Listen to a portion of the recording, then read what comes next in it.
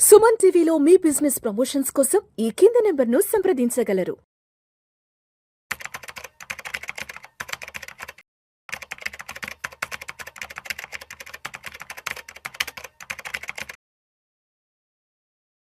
Sir Chakradhar గారు నమస్తే sir. నమస్తే అండి. సార్ చక్రధర్ గారు లాస్ట్ 18 to 19 months గా మార్కెట్ అయితే బాగా ఫాల్లో ఉంది. ఈక్విటీ మార్కెట్స్లో ఇన్వెస్ట్మెంట్స్ కూడా బాగా నెగిటివ్ రిటర్న్సే వచ్చాయి. అయితే అసలు ప్రస్తుతానికి మ్యూచువల్ ఫండ్స్ పరిస్థితి ఎలా ఉంది? ఇంత మార్కెట్ ఫాల్లో కూడా కొంతలో కొంత బెస్ట్గా నిలబడిన మ్యూచువల్ ఫండ్స్ ఏమున్నాయి అండ్ కేటగిరీ వైజ్గా ఏమున్నాయి? అసలు లార్జ్ ఏ ఉన్నాయి, మిడ్ ఏ ఉన్నాయి, స్మాల్ ఏ ఉన్నాయి? అసలు ఇది చాలా మంచి క్వశ్చన్ అండి. ఎందుకంటే చాలా మంది చూసాం లాస్ట్ 5 years నుంచి కానివ్వండి, 10 years నుంచి కానివ్వండి, ఎవరైతే ఇండస్ట్రీలో ఉన్నారో లేదా కొత్తగా వస్తున్నారో మార్కెట్లోకి, వీళ్ళందరూ కూడా ఫస్ట్గా ప్రిఫరెన్స్ తీసుకుంటేవి ఏంటంటే ఫండ్స్ అన్నీ మనకి బ్రాండ్ ఉన్న తీసుకుంటారు. లైక్ SBI ఫండ్స్ కానివ్వండి, ICICI ఫండ్స్ కానివ్వండి, HDFC కానివ్వండి, నిప్పాన్ ఇండియా కానివ్వండి, ఇట్లాంటి బ్రాండ్స్ కోసం చూస్తారు. చూడండి, మనం ఏదన్నా ఒక మొబైల్ కొనుక్కున్నాము, బ్రాండ్ చూడొచ్చు, తప్పులేదు. ఇంట్లో ఏదైనా ఫ్రిడ్జో, టీవీయో, స్కూటరో కొన్నాము అనుకోండి, బైకో, ఒక బ్రాండ్ చూడొచ్చు. ఎందుకంటే ఎలక్ట్రానిక్ వస్తువులు కాబట్టి త్వరగా పాడైపోకుండా ఉంటాయి, త్వరగా రిపేర్ రాకుండా ఉంటాయి. సో మనం బ్రాండ్కి వెళ్ళిన ఒక అర్థం ఉంది. కానీ ఇక్కడ మ్యూచువల్ ఫండ్స్ వచ్చేసరికి ఏంటంటేనండి, అన్నీ కూడా సెబీ కంట్రోల్లోనే ఉంటాయి. అన్ని 20 ఫండ్ మనకి దగ్గర చూస్తే 50 కంపెనీస్ ఉన్నాయి ఇండియాలో. 50 కంపెనీస్ కూడా సెబీ కంట్రోల్లోనే పనిచేస్తాయి. అందరూ ఇన్వెస్ట్మెంట్ చేసినా కూడా అదే ICICI బ్యాంక్, అదే HDFC బ్యాంక్, అదే సన్ ఫార్మా స్టాక్స్ ఇవే కొనాలి. సో లిస్ట్ అయిన స్టాక్స్లోనే కొనాలి వాళ్ళు. సో చూస్తే మేము ఈ లాస్ట్ బాగా మార్కెట్ అయితే బాగా డ్రాస్టిక్గా పడిపోయింది. సో ఇట్లాంటి పడిపోయిన మార్కెట్లో ఎవరు పర్ఫార్మెన్స్ చేశారు? లాస్ట్ 1 year రిటర్న్స్ తీసుకున్నాము. సో 1 year రిటర్న్స్ తీసుకుంటే మనకి ఏంటంటే లార్జ్ క్యాప్ కేటగిరీలో బంధన్ వాళ్ళు చాలా బాగుందండి. చాలా మంది బంధన్ స్మాల్ క్యాప్ అని బంధన్ స్మాల్ క్యాప్ ఇన్వెస్ట్మెంట్ చేస్తున్నారు. సో బంధన్ వాళ్ళది లార్జ్ క్యాప్ కూడా చాలా ఎక్స్ట్రాడినరీగా పర్ఫార్మ్ చేసింది. ఆ దగ్గర మీకు 10% దాకా రిటర్న్ ఇచ్చింది లాస్ట్ 1 yearలో. కంపేర్ టు HDFC మంచి ఒక బ్రాండ్ ఉన్నా కూడా HDFC వాళ్ళది 6.44% వచ్చింది. సో మనకి ఏంటంటే ఒక బ్రాండ్ కంటే కూడా ఒక నాన్ బ్రాండ్, ఒక బ్రాండ్ లేని ఫండ్ హౌస్ మనకి రిటర్న్స్ అయితే బాగా ఇచ్చింది. అలాగే మనం large and mid cap category తీసుకుంటే, అంటే లార్జ్ అండ్ మిడ్ క్యాప్ అంటే కొంత లార్జ్ క్యాప్లోనూ కొంత మిడ్ క్యాప్లో ఇన్వెస్ట్మెంట్ చేస్తారండి. అలాగే ఏవైతే మిడ్ క్యాప్ నుంచి లార్జ్ క్యాప్ మూవ్ అవుతున్నాయో అలాంటి స్టాక్స్ కూడా కొంటారు వాళ్ళు. సో అది దాని యొక్క ఉద్దేశము. సో అట్లాంటి దాంట్లో చూస్తే హిలాయిస్ వాళ్ళు ఉన్నారండి. హిలాయిస్ చాలా మందికి తెలియదు, పేరు వెళ్ళలేదు. హిలాయిస్ అనేది మంచి ఫండ్ హౌస్. అది కూడా వాళ్ళు ఎప్పటి నుంచో 10 years నుంచి కూడా PMS చేస్తున్నారు. సో రీసెంట్గా కూడా వాళ్ళు 2-3 years బ్యాక్ మ్యూచువల్ ఫండ్స్లో రావడం జరిగింది. సో వాళ్ళది లార్జ్ అండ్ మిడ్ క్యాప్ చూస్తే 13% రిటర్న్ ఇచ్చిందండి, 13%. కానీ కంపేర్ టు HDFC చూసుకుంటే మనకి అలాగే బ్రాండెడ్ది 7.81 రిటర్న్ ఇచ్చింది.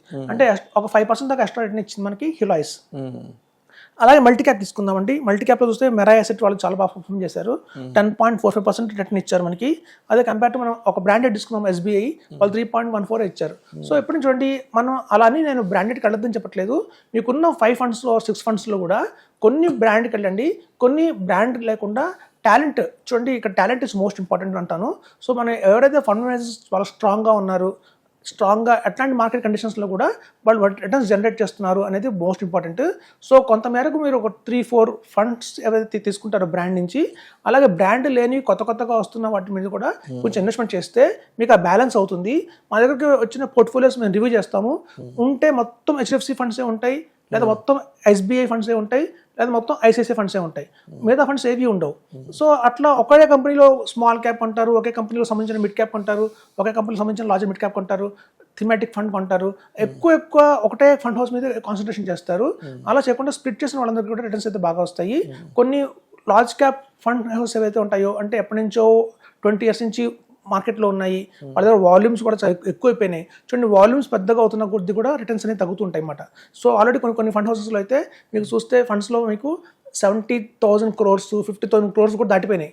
సో అట్లాంటి ఫండ్స్ మనకి పర్ఫార్మెన్స్ రాబోయే రోజుల్లో పెద్దగా చేయకపోవచ్చు.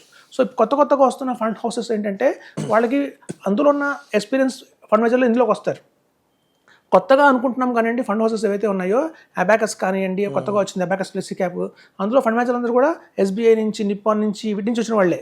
సో ఇక్కడ ఈ ఏదైతే బ్రాండెడ్ కంపెనీస్లో ఫండ్ మేనేజర్గా పనిచేసి 20 ఏళ్ళు వాళ్ళందరూ ఇట్లాంటి వాటిలో జాయిన్ అవుతారు అనమాట. మంచి ఎక్స్ట్రాడినరీ రిటర్న్స్ అయితే చూపిస్తున్నారు. సో అలా చూస్తే మీరు ఈ ఫ్లెక్సీ క్యాప్ తీసుకుంటే కూడా ఎడల్వైస్ ఫ్లెక్సీ క్యాప్ మనకి 9.73% రిటర్న్ ఇచ్చిందండి.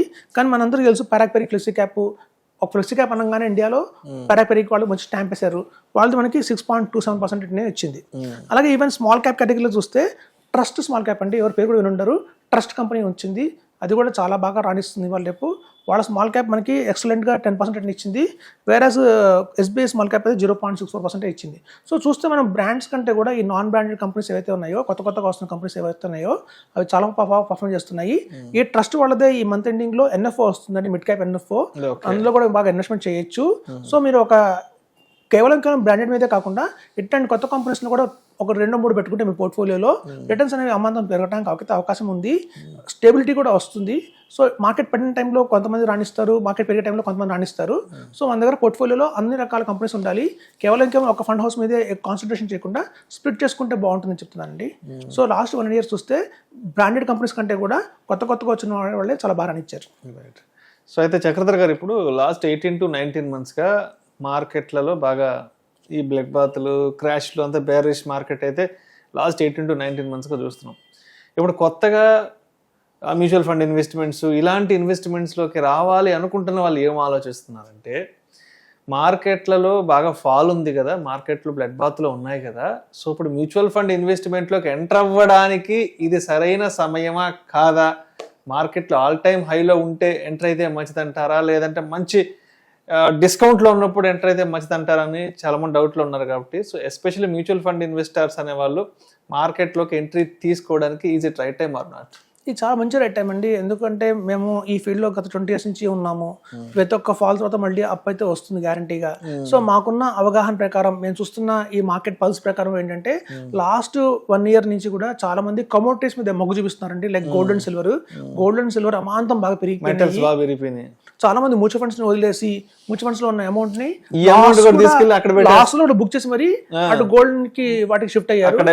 ఇప్పుడు చూస్తే 1,60,000 దాకా గోల్డ్ వచ్చేసిందండి. ఇప్పుడు చూడండి, గోల్డ్ కి అయినా ల్యాండ్ కి అయినా ఒక సాచురేషన్ పాయింట్ ఉంటుంది, అంటే ఒక పాయింట్ వచ్చాక ఫర్దర్ గా పెరగవు. కానీ మన ఈక్విటీస్ కి అలా ఉండదండి, పెరుగుతూనే ఉంటాయి. మీరు చూస్తారు కొన్ని ఎన్ఏవీస్ అయితే మనకి 1000 రూపీస్ ఎన్ఏవీలో ఉన్నాయి.